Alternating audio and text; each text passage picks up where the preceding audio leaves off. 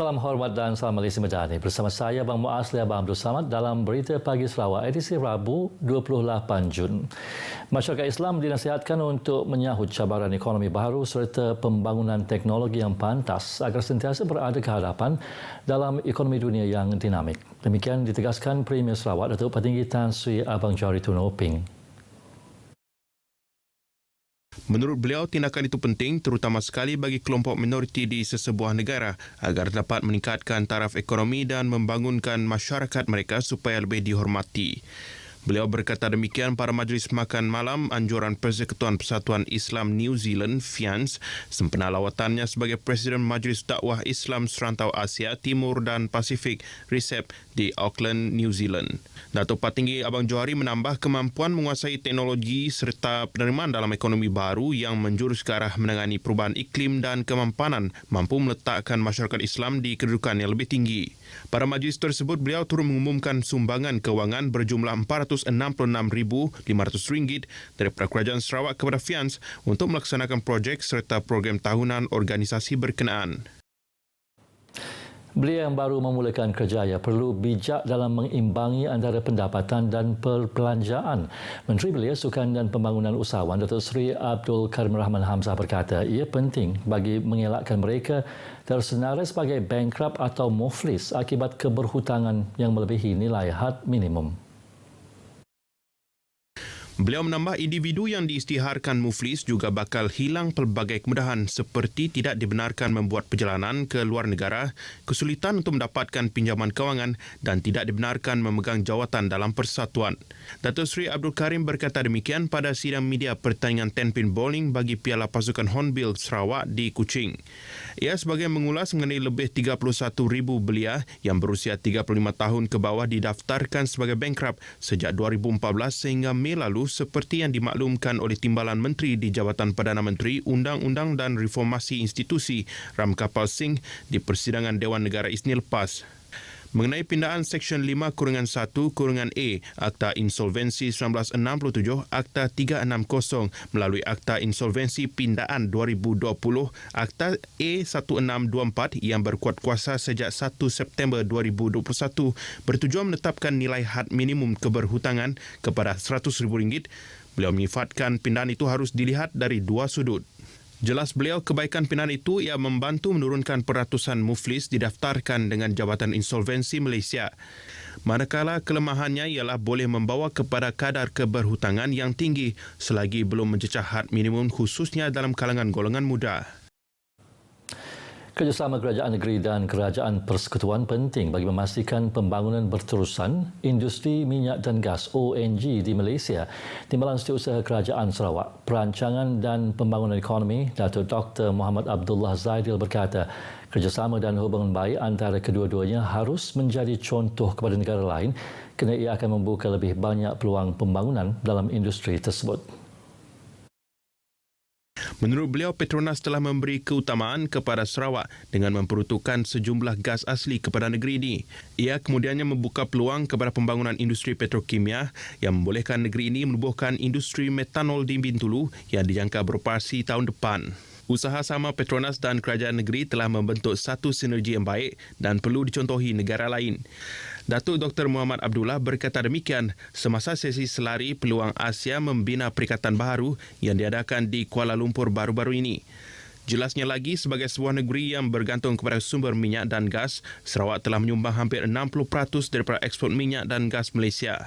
Mengulas mengenai penubuhan Petros milik kerajaan negeri, beliau menegaskan bahawa ini tidak akan mengganggu pembangunan industri minyak dan gas tetapi sebaliknya menambah nilai kepada industri berkenaan. Dengan Petronas dan Petros bekerjasama melalui Perjanjian Penyelesaian Komersial CSA, beliau menjelaskan bahawa perkara ini menunjukkan Petronas mengiktiraf peranan penting Sarawak dalam pembangunan industri. Bekalan lembu bagi ibadah korban bersempena sambutan Hari Raya Adil Adha di Sarawak adalah mencukupi. Menteri Industri Makanan, Komoditi dan Pembangunan Wilayah Datuk Seri Dr. Stephen Rudy Utom menerusi kenyataan media berkata sebanyak 1,300 ekor lembu telah diimport dari Australia, 80 ekor dari Sabah selain 500 ekor yang dibekalkan oleh pengeluar tempatan untuk memenuhi permintaan tahun ini. Lembu berkenaan boleh diperolehi dari pengeluar yang dipantau Jabatan Perkhidmatan Veterinar seperti di Siburan Halal Abattoir PPES Ternak Sendirian Berhad Serian, Sara Citra Cattle Farm Kuching, Mayang Cattle Feedlot Salkras Serian dan Mukau Malaysia Farm Tebuduk Seri Aman. Lokasi lain adalah di Alam Bumi Jaya, Karabungan Miri, panternak individu di seluruh Sarawak serta ladang integrasi lembu dengan kelapa sawit. Dalam pada itu, Datuk Seri Dr. Stephen Rundi mendedahkan tempahan lembu korban tahun ini berkurangan disebabkan kenaikan harga lembu lebih 20%. Sementara itu, permohonan pengecualian permit penyembelihan boleh dikemukakan ke Pejabat Perkhidmatan Veterinar Bahagian dan penyembelihan lembu betina yang masih produktif adalah dilarang. Persatuan Penduduk adalah dialu-alukan untuk memohon geran Pertubuhan Prihatin Komuniti GPPK untuk melaksanakan pelbagai aktiviti kesukarelawanan untuk keselamatan komuniti setempat. Pengarah Jabatan Pendaftaran Pertubuhan Malaysia ROS Sarawak, Datuk Georgina Afia Ngau berkata, permohonan boleh dibuat melalui sistem e-Roses di www.eroses.gov.my sehingga 30 September ini. Menerusi kenyataan media, beliau menjelaskan skop program atau komponen yang boleh dipohon di bawah GPPK meliputi pembelian peralatan keselamatan dan pelaksanaan program keselamatan. Permohonan perlu dikemukakan atas nama pertubuhan melalui setiausaha pertubuhan dan bukan secara individu. Pertubuhan yang berlayak menerima GPPK ialah pertubuhan yang berdaftar dengan Jabatan Pendaftaran Pertubuhan Malaysia JPPM di bawah Akta Pertubuhan 1966, pertubuhan kategori sosial subkategori Persatuan Penduduk dan Persatuan Berstatus Aktif. Turut layak memohon persatuan yang menghantar penyata tahunan yang lengkap dan teratur serta pertubuhan yang mempunyai rekod pengurusan pertubuhan yang baik. Keutamaan diberikan kepada pertubuhan yang berdaftar sebelum 31 Disember 2022 dan belum pernah menerima peruntukan daripada JPPM, agensi kerajaan atau organisasi lain.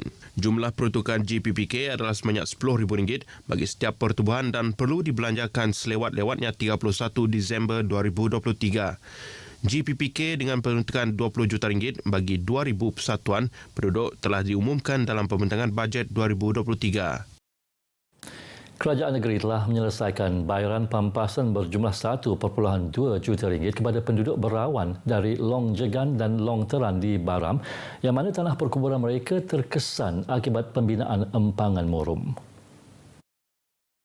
Timbalan Menteri di Jabatan Premier Sarawak, Dato' Grawat Gala memaklumkan penduduk tersebut antara 11 kumpulan di mana tanah perkuburan mereka terjejas akibat empangan tersebut. Sebagai menghormati adat dan generasi terdahulu di Murum, Premier Sarawak, Datuk Parti Tan Sri Abang Johari Tun Openg telah meluluskan pampasan tersebut dan pembayaran telah dibuat 3 tahun lepas.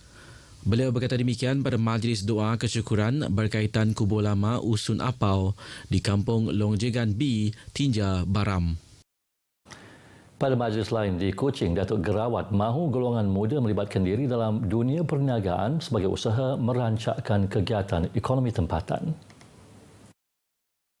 Jelas beliau, kerajaan amat menggalakkan golongan muda bergiat dalam perniagaan yang turut menyediakan peluang pekerjaan dan keusahawanan. Katanya kerajaan telah menyediakan pelbagai kemudahan dan sokongan kepada usahawan tempatan yang mahu bergiat dalam pelbagai sektor termasuk makanan dan minuman. Justru golongan muda tidak perlu bergantung sepenuhnya pada pekerjaan semata-mata sebagai sumber pendapatan, ia secara tidak langsung menyumbang kepada kemajuan ekonomi negara. Beliau ditemui media semasa majlis berambih Anak Miri di Kuching. Satu program khidmat masyarakat bersama komuniti Penan telah diadakan di Long Tepen, Ulu Baram di bahagian Miri baru-baru ini. Program tersebut merupakan kolaborasi badan bukan kerajaan dengan beberapa agensi kerajaan dari Miri. Presiden Kelab Lion Batunia Andy Jong Wan Jun dalam kenyataan media memaklumkan program disertai 50 sukarelawan dari 3 persatuan, 3 agensi kerajaan selain mendapat kerjasama daripada Pusat Khidmat Parlimen Miri. Antara aktiviti pada program 2 hari itu termasuklah pemeriksaan kesihatan, pemeriksaan pergigian, pemeriksaan payudara dan perkhidmatan menggunting rambut. Jabatan Bomba dan Penyelamat Malaysia Zon 6 Miri yang menyertai program itu turut mengadakan demonstrasi dan taklimat kesedaran keselamatan kebakaran. Pada masa sama, 100 bungkus makanan turut diagih kepada penduduk Long Tepan. Seramai 57 orang peserta seluruh negeri telah menyertai kursus solusi perniagaan melalui pemasaran digital 2023 yang dianjurkan Lembaga Pemasaran Pertanian Persekutuan FAMA di Kuching. Kursus 2 hari tersebut bertujuan memberi pendedahan, pengalaman dan peluang perniagaan kepada semua peserta kursus bagi memahami teknik dan kaedah pemasaran di media sosial seperti TikTok yang semakin berkembang dan berkesan pada masa kini. Pemangku Ketua Pengarah Fama Abdul Rashid Bahari memberitahu, kursus tersebut juga akan meningkatkan kefahaman bagi penggunaan alat-alat promosi sedia ada di media sosial serta medium digital lain. Dalam pada itu, Abdul Rashid menambah Fama Agrobazar Online ABO merupakan platform e-dagang selian Fama sebagai pemasaran maya dan peluang kepada usahawan untuk memasarkan produk mereka. Setakat ini katanya rekod nilai jualan usahawan melalui portal tersebut dari tahun 2014 sehingga kini mencapai 11.7 juta ringgit. Nilai jualan usahawan ABO bagi tempoh Januari 2023 sehingga sekarang mencecah 1.3 juta ringgit. Beliau berharap semua peserta kursus dapat mengaplikasikan ruang dan peluang yang ada bagi meningkatkan pasaran dan pendapatan usahawan seiring dengan perkembangan teknologi pada masa kini. Dengan adanya kursus sebegini, ianya boleh meningkatkan pendapatan semua golongan, seterusnya membantu usaha untuk menjamin sekuriti makanan negara. Sarawak Energy Berhad SEB merekodkan 66 kes vandalisme di seluruh negeri dari Januari hingga Jun ini melibatkan kerugian 1 juta ringgit. Dalam kenyataan medianya hari ini, SEB menasihatkan orang ramai agar tidak melakukan vandalisme seperti mencuri kabel elektrik kerana ia membahayakan nyawa. Selain itu, ia juga menyebabkan berlaku gangguan elektrik di kawasan yang terlibat. Beberapa kes vandalisme dilaporkan berlaku baru-baru ini melibatkan kabel elektrik di pencawang 33 kV yang terletak di Astana dan pencawang 33 kV Semariang Kuching sehingga mengakibatkan gangguan bekalan elektrik di beberapa kawasan iaitu Semariang, Aminuddin Maki dan Santubong. Laporan polis telah dibuat dan syarikat utiliti itu dengan kerjasama Kementerian Utiliti dan Telekomunikasi dan pihak polis kini sedang menggiatkan usaha untuk memerangi vandalisme termasuk meningkatkan rondaan keselamatan di kawasan itu. Paparan itu tadi mengakhiri berita Pagi Sarawak edisi Rabu 28 Jun. Seterusnya ikuti Selamat Pagi Malaysia selepas ini bersama Ismail dan Zaleha. Salam Malaysia Madani.